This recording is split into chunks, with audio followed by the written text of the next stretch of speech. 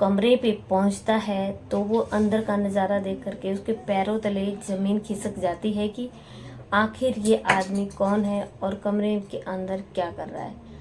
और जब वो पूछताछ करता है तो पता चलता है कि उसकी पत्नी का जो है वो प्रेमी है। तो पति जो है वो एक स्टेप उठाता है, एक कदम उठाता है। राधे राधे, नमस्कार आप लोगों में बहुत ज़्यादा हार्दिक अभिनंदन दोस्तों। आप लोग कैसे हो? आई होप आप लोग बहुत ही अच्छे से होंगे, राजी खुशी से होंगे। हमारे चैनल का नाम जो है वो स्वप्न क्राइम स्टोरी, जहाँ पे क्राइम की कहानियाँ जो है वो आपको सुनने के लिए मिलती हैं। तो आज की कहानी जो है वो है बहुत ही एक ज़बरदस्त, उत्तर प्रदेश की वाराणसी के मिर्ज़ापुर के अहरौरा गांव की जो है वो ये कहानी है जो मैं आप लोगों को सुनाने के लिए जा रही हूँ। यहाँ के रहने वाले अरविंद पटेल जो है वो और चंदौली के दुल्हीपुर की रीना देवी की शादी जो है वो दोस्तों 25 साल पहले हो जाती है।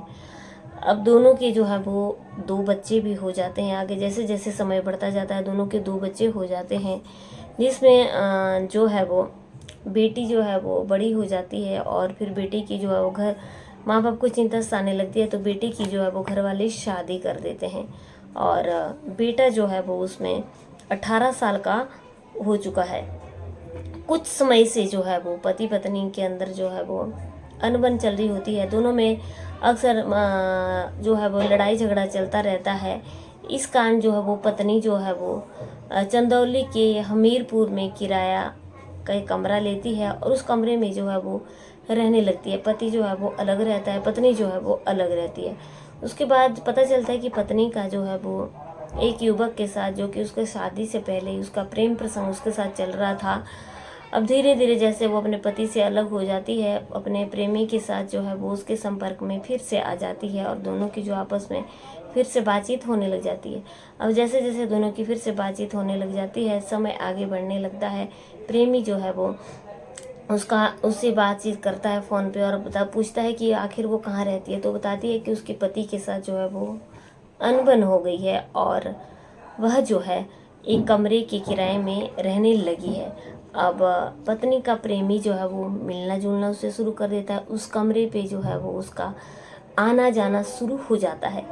अब क्या होता है कि इस बीच अचानक पति को जो है वो ऐसा लगता है कि वो अपने पत्नी के पास जाए और उससे जो है वो बातचीत करे और उसे मना करके उसे घर ले आए।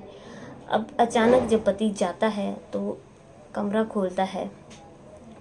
जैसे भी वो कमरा खोलता है उसके पैरों तले ज़मीन खिसक जाती है और जो वहाँ का मंजर देखता है तो वह बहुत खतरनाक होता है। मंजर में क्या होता है दोस्तों कि आगे जो है वो उसका प्रेमी होता है और प्रेमी को देख करके वो बहुत ज़्यादा हैरान हो जाता है। और वो जो प्रेमी की उम्र होती है दोस्तों 50 साल, अपना प्रेमी जिसका नाम सियाराम यादव होता है और उसके साथ जो है वो होती है कमरे में। तो पति जो बहुत ज़्यादा हैरान हो जाता है कि पत्नी जो है वो दूसरे मर्द के साथ कमरे में है। अब ये जो पति का नाम जो है वो अरविंद है। अरविंद जो है वो वापिस वहाँ से चला जाता है और जो उसके घर के जो लोग होते हैं उनको वहाँ पे बताता है और उन लोगों को भी उसी के कमरे पे जो है वो अपनी पत्नी के कमरे पे उन सब लोगों को, घर वालों को बुला देता है। अब पति जो है वो अपनी पत्नी से बातचीत करता है और पति जो है वो ये बोलता है कि अगर ये पत्नी मेरे साथ नहीं रहना चाहती है तो वो अपने प्रेमी के साथ ही खुशी खुशी ज़िंदगी बिता सकती है। ऐसा सुनकर के पत्नी जो है बहुत ज़्यादा खुश हो जाती है और पत्नी का नाम जो है वो रीना है। रीना और सियाराम को लेकर जो है वो राजा तालाब पुलिस चौकी पहुंच जाती है।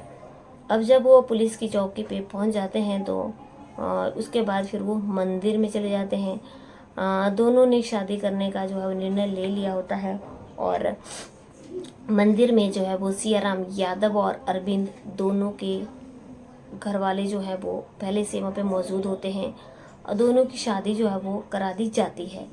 अब रीना ने बताया कि भसूर की दुकान पर जो है वो सियाराम 20 साल पहले रहता था, तभी से उसकी जो है वो आपस में पहचान जो है वो हुई थी। अब दोनों की जो है वो ये लोग शादी करवा देते हैं और दोनों जो है वो खुशी खुशी अपनी वहाँ से लौट जाते हैं। आप दोस्तों कमेंट में मेरे को ज़रूर बताना कि जो उसके पति ने, जो अरविंद ने जो किया, क्या वो सही किया।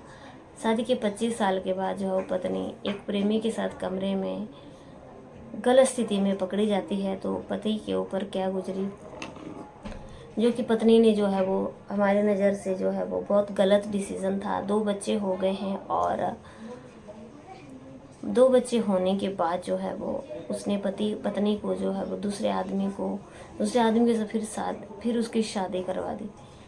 दोस्तों आज की माहौल को, आज की इन स्थितियों को जो है वो ख़राब किया है, तो कहीं ना कहीं औरतों ने ख़राब कर रखा है।